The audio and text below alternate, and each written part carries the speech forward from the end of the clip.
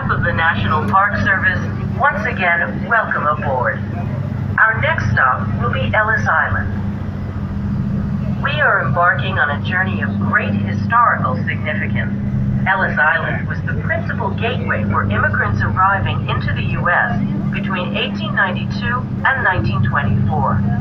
Our current course recalls the voyages of approximately 12 million American immigrants.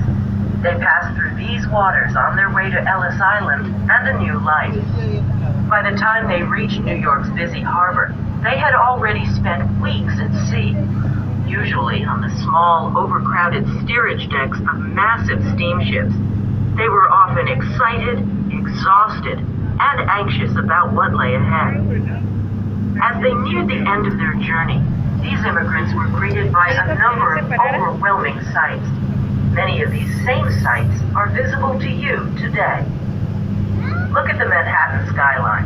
Imagine the awe these new arrivals must have felt as the city's grand vista emerged above the waves. For many, New York's landscape was like nothing they had ever seen before.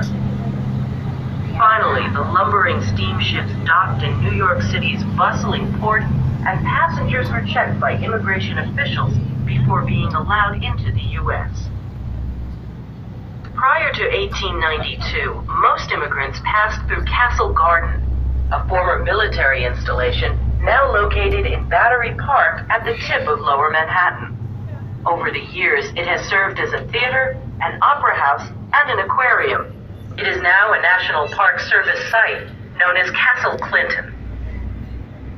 When the federal government took over the processing of immigrants in the 1890s, a new receiving station was constructed on Ellis Island. By the beginning of the 20th century, thousands reached the island's shores every day.